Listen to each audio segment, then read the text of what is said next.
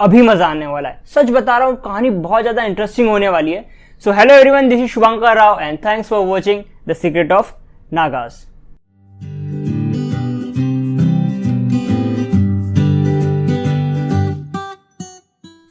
Okay, so last time तक शिव ब्रांगा पहुंच चुके थे और वहां पहुंच के उन्हें पता चलता है कि ये जो ब्रांगास के लोग हैं ये उस दवाई के बिना तो नहीं रह सकते। तो सबसे पहले उन्हें उस दवाई का इंतजाम करना पड़ेगा, पर कैसे?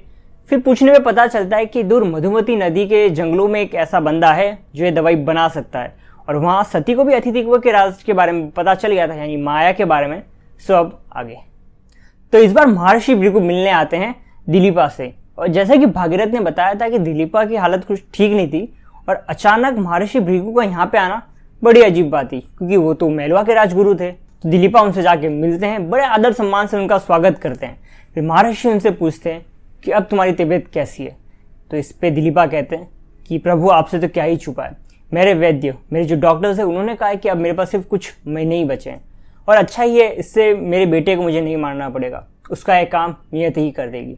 तो इस पर महर्षि भृगु कहते हैं कि तुम कब तक जीना चाहते हो?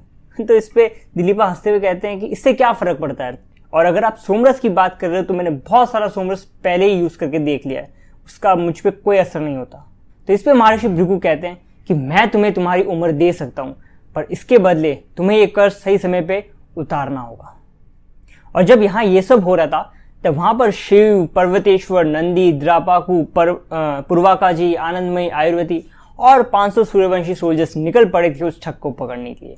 वो सब नदी के रास्ते आगे बढ़ रहे थे और जो मधुमती जो नदी थी वो एक बहुत ही घने जंगल से घिरी हुई थी, एक परफेक्ट जगह जहां पर ये सब चोरी डकैती बड़ी आसानी से करी जा सके, यानी कुल मिला के काफी घना जंगल था वो। तो एक दिन आनंदमयी पर्वतेश्वर के पास जाती है उनसे मिलने, और वो कुछ ऐसी बात कर रहे होते हैं। तो बातों बातों में आनंदमयी पर्वतेश्वर से कहती है कि तुम मुझे सिर्फ मेरे नाम से यानी आनंदमयी कह के बुलाया करो। पर्वतेश्वर कहते हैं कि ये मैं कैसे कर सकता हूँ, ये गलत है। तब आनंदमयी काफी पोलाइट वे में, काफी सॉफ्ट वे में पर्वतेश्वर को समझाने की कोशिश करती है कि राम भगवान ने क्या कहा था कि कभी किसी निर्दोष को सजा न मिले और न कभी कोई जो अपराधी है वो बच के जा सके, पर यहाँ पर तो दोनों हो रहे हैं। 250 साल पहले कुछ लोगों ने कुछ अपराध किए जिसकी उन्हें सजा भी नहीं मिली, और यहाँ पर मुझे देखो जिसका उन चीजों से कुछ लेना देना भी नहीं है, फिर तुम उसके लिए मुझे सजा दे रहे हो। पर्वतेश्वर शौक में थे, क्योंकि आनंदमयी की बात थी तो एकदम सही, पर उससे पहले वो कुछ कह पाते। द्रापाकू वहां पर आते हैं और उन्हें बताते हैं कि नीलकंठ उनसे मिलना चाहते हैं, तो वो वहां से बिना कुछ कहे वहीं से चले जाते हैं। और वहां काशी में अब सती भी अतिथित्व की मदद करने लगी थी, और उन्हें पता चलता है कि एक दूर एक गांव है इच्छावर, वहां पे कुछ शेर है जो रोज लोगों को मार रहे हैं। और अतिथित्व ने वहां पे कुछ लोग भेजे, बट वो उनका कुछ कर नहीं पाए, और उन्होंने जो जाल बिछाया था उससे गुस्सा होकर उन शेरों ने बच्चों पे हमला कर दिया, जिसमें 5 बच्चे मारे गए। और क्योंकि काशी एक होली प्लेस था तो यहाँ पे कोई भी एक ऐसा इंसान तो था नहीं जो अच्छे से लड़ना जानता हो, और इन शेरों से निपटना उनकी बस की तो बात थी नहीं। तो सती खुद वहां जाने का फैसला करती है और अतिथित्व को उनके साथ 40 सोल्जर्स को भेजने को कहती है। ऑब्वियसली अतिथित्व इसके लिए मना करते हैं, पर सती ने एक बार फैसला कर लिया था तो वो सुनने वाली तो कहीं थी। और वहां पंचवटी में नागालौंड को भी ये खबर मिल जाती है कि इस बार सती एक गांव में जा रही है, और वो भी सिर्फ 40 सोल्जर्स के साथ।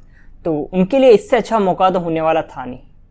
और वहां शिप्स पे शिव पर्वतेश्वर से कहते हैं कि हमने जितना सोचा था ये उससे कहीं ज्यादा होशियार है। हमने उन्हें बाहर निकालने की हर एक कोशिश कर ली, पर वो बाहर नहीं आए। और ये जो नदी थी मधुमती नदी, इसमें ऐसा था कि इसका पानी कभी भी ऊपर नीचे होता रहता था, जिससे कई सारे बीचेस बन जाते थे, और शिव का शिप भी ऐसे एक बीच पे बना हुआ था। तब शिव को एक आइडिया आता है और वो कहते हैं कि शायद इसका कारण है हमारे शिप्स, इससे उन्हें पता नहीं चल पा रहा है कि हम यहाँ पर कितने लोग हैं। तो मेरे पास एक प्लान है, हम एक काम करते हैं कि मैं कुछ 100 सैनिकों के साथ यहीं पे उतर कर जंगलों में चला जाता हूँ, और तुम ये सारे शिप्स लेकर वापस चले जाना। इससे उन्हें लगेगा कि तुम हमें यहाँ पर छोड़ के जा चुके हो, और ये देखकर वो हम पर हमला जरूर करेंगे, और तब हम उन्हें यहाँ पे धकेल के वापस बीच पे ले आएंगे और एक फायर एरो करेंगे, जिससे तुम्हें संकेत मिलेगा और तुम उन पे पीछे से हमला कर देना। प्लान एकदम सही था, पर इसमें तुम्हारा समय पे आना बहुत जरूरी है, क्योंकि इन्हें परशुराम को जिंदा पकड़ना था, पर सामने वाले इन पे बिल्कुल भी दया नहीं दिखाएंगे। इसलिए इस महान काम, इतने टफ काम की जिम्मेदारी दी जाती है पर्वतेश्वर को। और अब वहां सती भी इच्छावर पहुंच चुकी थी, और वहां पहुंच के उन्हें पता चलता है कि पिछली रात उन शेरों ने उनके सारे सोल्जर्स को मार डाला था।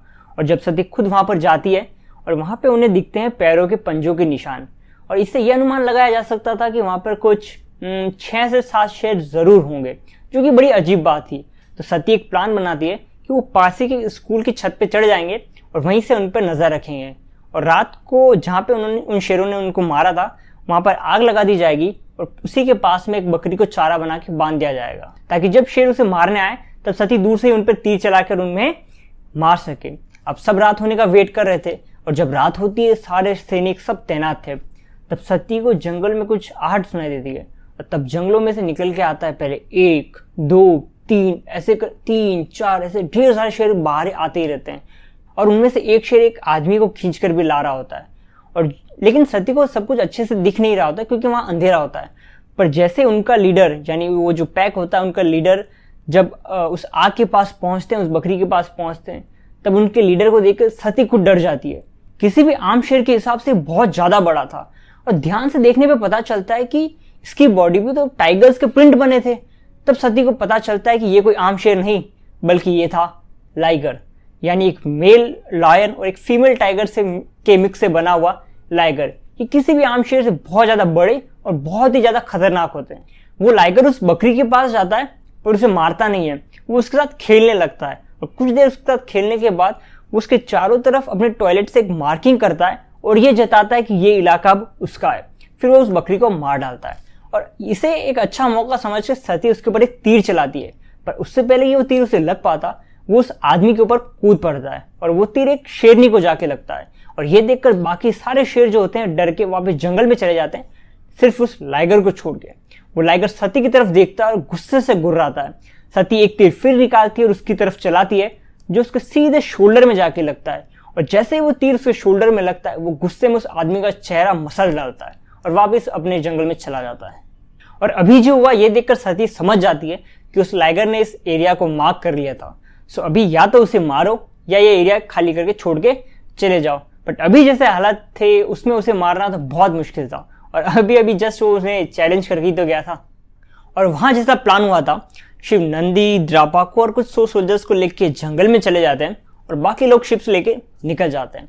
वो काफी लंबे समय तक जंगलों में भटकते रहते हैं इस शाम में कि शायद यहाँ पर तो वो उन पे हमला करेंगे, बट ऐसा कुछ होता नहीं है।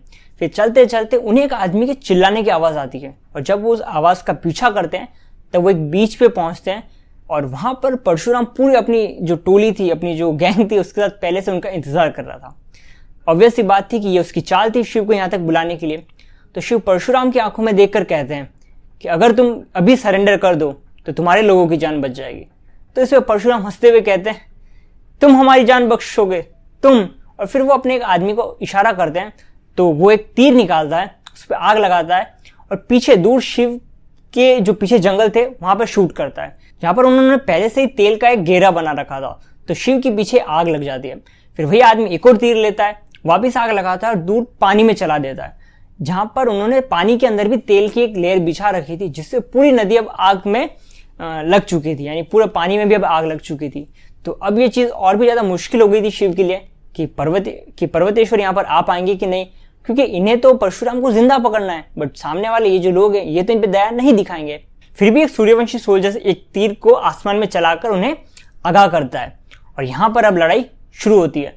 परशुराम अपने दोनों हाथों में अपनी कुल्हाड़ी लिए सीधा शिव पे हमला करने जाते हैं, पर उससे पहले कि वो शिव तक पहुंच पाते, द्रापाकू लेफ्ट से उन पे पहले हमला कर देते हैं। अब यहाँ पर सभी सूर्यवंशी सोल्जर्स ये कोशिश कर रहे होते हैं कि कोई मरे नहीं, बट फिर भी लोग मर रहे होते हैं, अपने लोग घायल हो रहे होते हैं। पर तभी पर्वतेश्वर भी अपने सारे शिप्स लेकर वहां पर आ पहुंचते हैं। शायद परशुराम ने सही से इन्हें समझा नहीं था, ये कोई आम सोल्जर्स नहीं थे, ये थे सूर्यवंशी सोल्जर्स, और इनका लीडर पर्वतेश्वर, जो इन छोटी मोटी आग से डरने वाले नहीं थे। और जब ये हो रहा था तब द्रापाको कुछ सेकंड के लिए डिस्ट्रैक्ट हो जाते हैं, और तभी एक आदमी मौका देखकर उनके गले पे चाकू मार देता है और एक गहरा घाव कर देता है। और अभी अपना मौका देख के परशुराम भी अपनी कुल्हाड़ी से उनके सीने पे सीधा वार करते हैं, और वो वार इतना तेज होता है कि वो कुल्हाड़ी उनके सीने में फंस जाती है। लेकिन अपनी मौत को सामने देखकर भी वो लड़ना नहीं छोड़ते, वो अपनी तलवार नहीं छोड़ते। तो ये देख परशुराम उनके पास जाते हैं, द्रापाकू के पास जाते हैं, उनके कान में कहते हैं कि तुम्हारे जैसे योद्धा से लड़ना मेरे लिए एक सौभाग्य की बात थी, और तुम्हें मारना भी। और इससे पहले कि वो उन्हें मार पाते, अपना फाइनल अटैक कर पाते, पीछे से आनंदी लगातार उनके हाथों पे चाकू मारती रहती है, जिससे उनके हाथ से वो कुल्हाड़ी गिर जाती है। फिर भागीरथ, देवोदास और कुछ सोल्जर्स मिलके परशुराम को पकड़ लेते हैं। पर यहाँ पर अभी द्रापाकू की हालत बहुत ज्यादा गंभीर थी, तो सबसे पहले उन्हें साइड में लिया जाया जाता है और आयुर्वेदी को बुलाया जाता है कि अगर कोई भी चांस हो इन्हें बचाने का तो सबसे पहले इन्हें बचाया जाए।